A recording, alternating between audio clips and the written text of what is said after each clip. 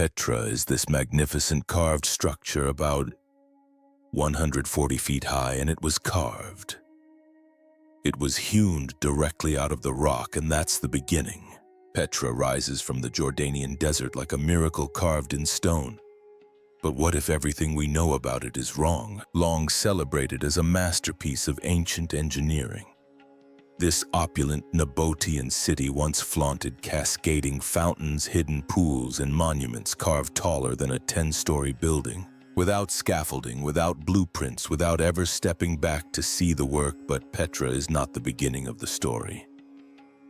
It may be the end, when a drone equipped with 100 times deep penetration radar scanned Petra's oldest structure. Scientists froze. Beneath flawless symmetry, earthquake-proof geometry, and acoustics rivaling modern concert halls. The radar revealed unnatural voids, buried layers, and precision patterns that should not exist in solid rock. No inscriptions, no tools, no rubble, just impossible design, hidden deeper than anyone had ever looked. Before we reveal what the scan detected next, give this video a like and subscribe. Discoveries like this don't stay hidden for long. The impossible precision.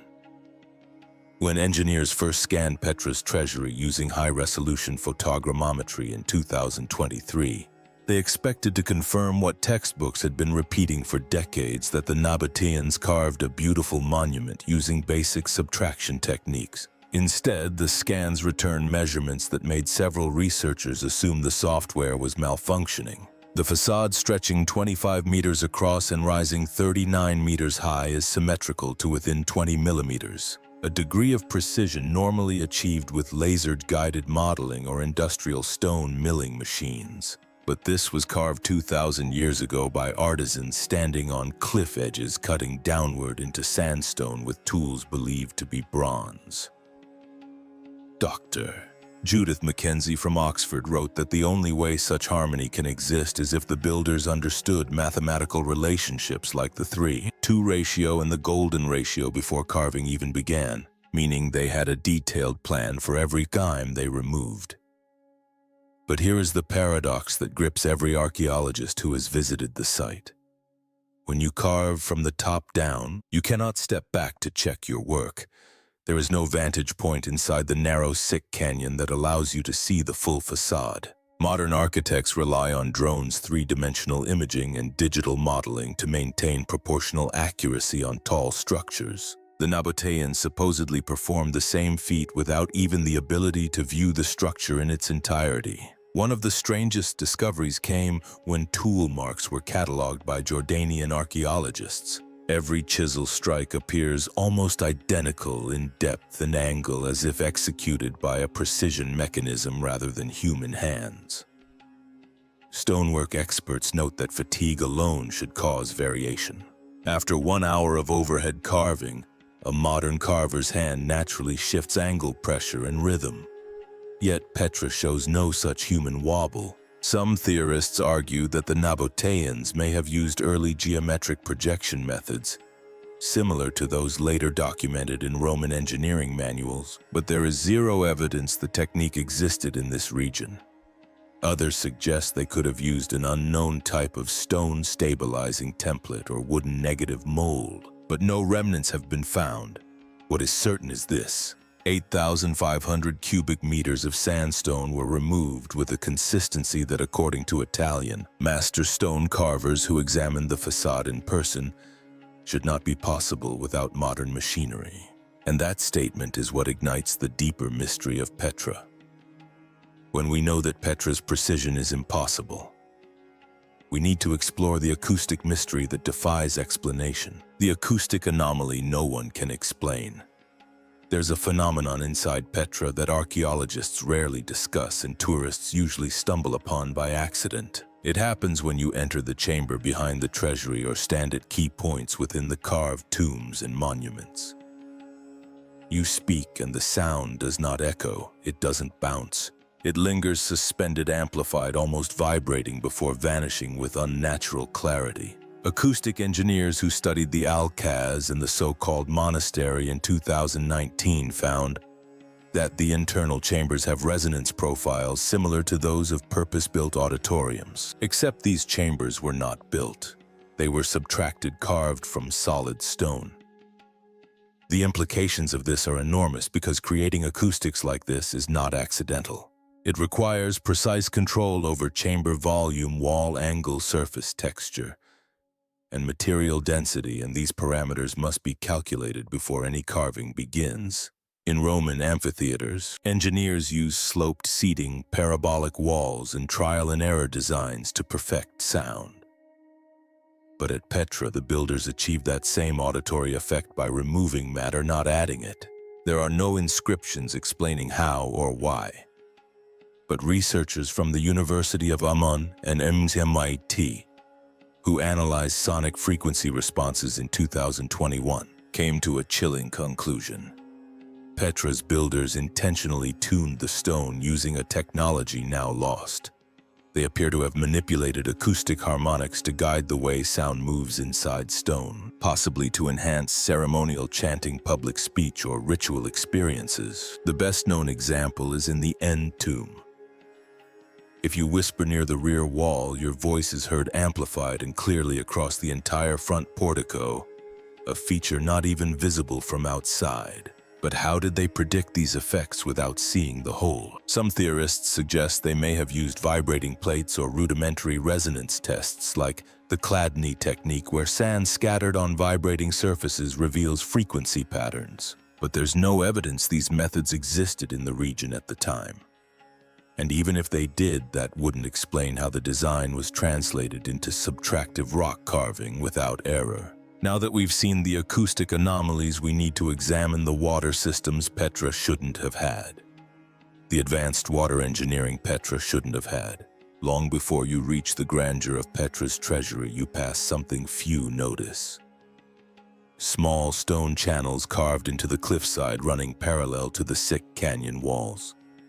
At first glance, they look like natural grooves, but they're not. They're part of one of the most sophisticated water control systems in the ancient world, engineered to perfection yet vastly under-advertised. Petra receives less than 4 inches of rain per year and sits in an environment so arid it should not support a thriving population, let alone a metropolis filled with gardens, fountains, pools, and ceremonial washings. Yet in its prime, Petra not only supported tens of thousands of residents, but exported water to outlying settlements. How in 2015, hydrologists from King's College London published a groundbreaking report after mapping Petra's subterranean and cliffside water systems. Using ground-penetrating radar and infrared satellite scans, what they found shocked them. An extensive network of hidden cistern ceramic pipelines, pressure control chambers, and hydraulic regulators carved with such precision they could maintain constant flow rates over miles of uneven terrain. Even more remarkable,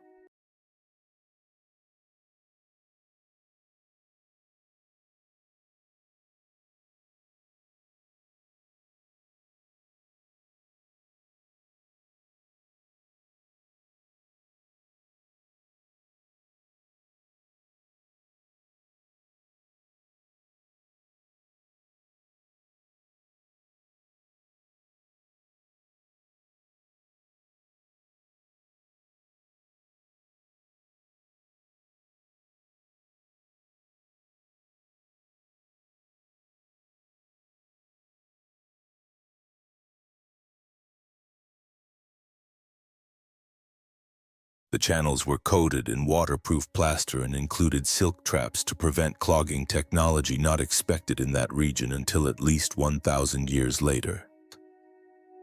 One main aqueduct carved into vertical sandstone cliffs dropped only 30 meters over a 7-kilometer run, keeping water moving without stagnation or overflow. That level of gradient control requires modern surveying tools. The Nabotians had none, or so we thought. But here's where the mystery deepens. Some segments of Petra's aqueduct system cut through solid bedrock at angles and routes that suggest pre-existing knowledge of subsurface geology. There are no false tunnels, no tests. Every cut connects. It's as if the planners already knew where the fault's soft layers and water-bearing seams were located without seismic tools. Some now propose they had inherited or preserved geo-intuitive techniques, possibly oral traditions or forgotten instruments for hearing or reading stone. Strangely, as in the case of the treasury, the Nabotians left no records explaining how this entire system was designed. Understanding the water engineering leads us to another puzzle: how Petra survived earthquakes that should have destroyed it. Why Petra survived earthquakes that should have destroyed it. Petra sits in one of the most seismically active regions of the Middle East. The Dead Sea Transform Fault runs less than 60 kilometers away, and historical records confirm at least 5 major earthquakes struck the region between the 1st and 8th centuries. In theory, Petra's monuments should be rubble. Vertical facades carved from brittle sandstone are especially vulnerable to seismic shear. Yet the treasury, the monastery, and dozens of towering tombs remain standing while later built Roman additions collapsed. In 2014, a joint seismic study by Jordan's Department of Antiquities and researchers from ETH Zurich examined fracture propagation across Petra's monuments. What they found was unexpected. Stress cracks stop abruptly at specific carved transitions, rather than continuing through the structure as physics predicts. These stress breaks act like shock absorbers, dissipating seismic energy instead of amplifying it. Modern earthquake-resistant buildings use expansion joints, flexible layers, and engineered weak points to prevent catastrophic failure. Petra appears to have these features, but carved directly into solid rock. Certain columns are not fully attached to the cliff face. Some corners float millimeters away from the rear wall. These are not errors. They are intentional separations that allow micro-movement during ground motion. Even more intriguing, the vertical fluting on columns and recessed reliefs increases surface area, subtly reducing resonance during shaking. Seismologists describe this as passive vibration dampening, a concept formerly studied only in the 20th century. The most astonishing detail lies beneath the ground. Ground-penetrating radar scans reveal that several major facades are backed by relief chambers, empty spaces carved behind the visible surface. Excavation is inherently destructive. This is a way to get a look at what's down there in the same way you would go in for an X-ray perhaps before you went in for a surgery. These voids reduce mass and lower the structure's seismic load, similar to holocore construction used in modern skyscrapers. There is no decorative reason for these chambers. They serve no burial function. Their only clear benefit is structural resilience. Yet no ancient texts describe such a technique. Theories vary. Some researchers believe Petra's builders learned through generations of seismic trial and error, gradually refining techniques that worked. Others suggest the knowledge was inherited from an earlier culture already adapted to this fault zone. What complicates matters is that later Nabotian and Roman structures at Petra do not use these same features, and they failed. Columns toppled, walls cracked, roofs collapsed. The advanced seismic logic appears selectively applied, concentrated in the most precise monuments. Once again, the pattern repeats. The oldest, most sophisticated structures survive forces that destroy newer ones. Technology regresses instead of advancing. The vanishing stone. Where did 8,500 cubic meters of rock go? With all this advanced engineering, one question becomes unavoidable. Where did 8,500 cubic meters of rock disappear to? Most visitors to Petra never stop to ask this question, but once you do, it's impossible to ignore. Where did all the stone go? Just the treasury alone required the removal of roughly 8,500 cubic meters of solid sandstone. To put that in perspective, that's enough rock to fill 3 Olympic-sized swimming pools. Yet today, there's no massive spoil heap, no scattered rubble, no quarry dump nearby that matches the stone removed from the treasury. In ancient quarries around the world, from Egypt to Greece, huge piles of discarded stone still lie where workers left them.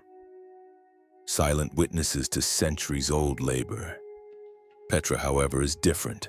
Its landscape is almost unnervingly clean. In 2020, a team led by geologist Dr. Lorenzo Zambelli of the University of Bologna tried to track down the missing stone.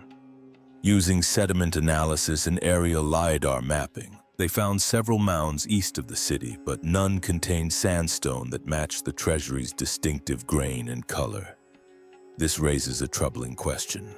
Was the stone deliberately removed and taken far from Petra, and if so, why? One idea is that the rock was reused elsewhere in the city, but the math doesn't work. The Nabotians often built with carefully cut ashlar blocks or carved structures directly into cliffs. Petra was not a city of freestanding stone buildings like Rome. Another theory, first suggested in 2017 by French archaeologist Alain Chamoux, is that the debris was crushed to create hydraulic cement, possibly to seal cisterns, but there's no large-scale evidence of this material across the site. The puzzle gets stranger when you look at later structures in Petra. These later monuments clearly have piles of rubble and abandoned stone cuts. But the earliest and most refined monuments like the treasury, the monastery, and certain royal tombs are mysteriously free of debris. That's what baffles experts, Zambelli explained. The work was done, the rock was removed, but the waste material, it's just gone. Some believe this points to a level of planning and project management far beyond what we would expect for the time. Few facades in Petra like the monastery and the treasury are as grand, but these represent over 500 other facades in Petra. This style really became the standard for tomb facades, researchers note. Others suspect the stone removal and carving happened in carefully staged phases, but perhaps over generations, and maybe even under the guidance of multiple civilizations. The missing stone raises another mystery: why Petra's inscriptions don't match its monuments. In most ancient civilizations, the bigger the building, the louder the story it tells. Egyptian temples are covered in hieroglyphs. Roman forums overflow with plaques, dates, and dedications. But at Petra, home to some of the largest rock-cut facades on Earth, there's a puzzling quiet. The Nabotians were meticulous record keepers. They carved trade agreements, religious dedications, and even everyday notes onto tomb walls, altars, and drinking vessels. To date, over 4,000 Nabotian inscriptions have been cataloged throughout Petra. And yet here's the mystery. None of them mention the treasury, not a word about its construction, its patron, or its purpose. Silence. Dr. Leah N., an epigrapher with the French National Center for Scientific Research, spent more than a decade cataloging Petra's inscriptions. Her findings were surprising. The most elaborate inscriptions, those bearing royal titles or temple dedications, were often found not on Petra's grandest monuments, but on smaller, simpler tombs. The largest, most iconic structures, the treasury, the monastery, the urn tomb, are almost completely mute. No dedicatory texts, no carved symbols marking God's kings or even the deceased. For buildings likely carved over decades, this absence is more than unusual. It's unprecedented. Two main theories attempt to explain the silence. The first suggests the Nabotians deliberately left these monuments blank, possibly out of religious taboo or because the structure served ceremonial purposes rather than representing individual ownership. The second theory is far more controversial. Perhaps these grand monuments predate the Nabotians entirely, which would explain why no inscriptions were added by them. There is some evidence for this. Nabotian script appears overwhelmingly on the city's later, smaller monuments. These show less technical mastery and often feature crude, hastily carved inscriptions suggesting a period of decline rather than innovation. Epigraphers have also noted that the treasury's architectural style includes motifs rarely seen elsewhere in Nabotian culture, such as Hellenistic flourishes and puzzling Assyrian design elements. These aren't the hallmarks of a nomadic merchant society just finding its footing. They hint at architectural knowledge that may have been inherited or transferred from earlier cultures. One final detail adds to the intrigue. In 2019, under ultraviolet light, archaeologists discovered faint tool markings beneath the treasury's polished surface, etchings made before the final smoothing. Some of these markings aren't Nabotian at all. Instead, they resemble Proto-Celtic characters, a writing system that predates the Nabotians by over 1,000 years. This silence becomes even stranger when we examine the magnetic anomalies that shouldn't exist. In 2022, a team of geophysicists from the University of Jordan working with Swiss researchers carried out a magnetic survey of Petra's central monuments. Their mission was routine: map underground variations that might reveal hidden chambers or ancient pathways used by workers, but what they discovered was anything but ordinary. Several key sites, especially the treasury, the monastery, and the royal tombs, showed unusual magnetic anomalies. Compasses would visibly drift up to 6 degrees near certain carved niches, only to snap back to normal when moved just a few meters away. Initially, this was thought to be caused by natural iron oxide in the cinched stone, but core samples taken from these spots revealed no significant concentrations of magnetic minerals. Chemically, the sandstone was identical to surrounding areas that showed no interference. The situation became even stranger. The anomalies were strongest near specific architectural features: columns, porticos, and carved recesses, not random sections of the cliffs. This ruled out natural magnetic variation and suggested some kind of human influence. So what could explain it? One idea is that the Nabotians, or whoever built Petra's earliest monuments, may have had knowledge of magnetism or were somehow responding to natural geomagnetic flows. It sounds extraordinary, but there are historical precedents. Some ancient temples in India and Egypt are aligned with magnetic north rather than true north, and some even contain embedded lodestone fragments that create localized magnetic fields. Could Petra hide a similar secret? A more radical theory comes from geophysicist Dr. Mina Abdul-Razi. She proposes that the anomalies might not have been intentional at all. Instead, they could be residual effects. The rock may have been exposed to intense heat or electromagnetic energy in the distant past, leaving behind a distorted magnetic signature. This raises questions few archaeologists dare to explore. What kind of process could permanently alter the magnetic field of solid stone, and why are these distortions always located near Petra's most precise and mysterious structures? Adding another layer to the mystery, drone-mounted magnetometers have detected similar anomalies in unexcavated areas beneath what may be unmapped chambers or collapsed buildings. Whatever is causing the distortion isn't limited to the visible monuments. It could lie hidden underground, waiting to be uncovered. The tools that never existed. These magnetic distortions point to a final piece of the puzzle, what they never left behind. For a civilization capable of carving entire cities from solid rock, one of the biggest mysteries at Petra isn't what was built, it's what was never found. Over more than a century of archaeological work involving over 85 international missions, researchers have uncovered temples, tombs, hydraulic systems, and even unfinished chambers.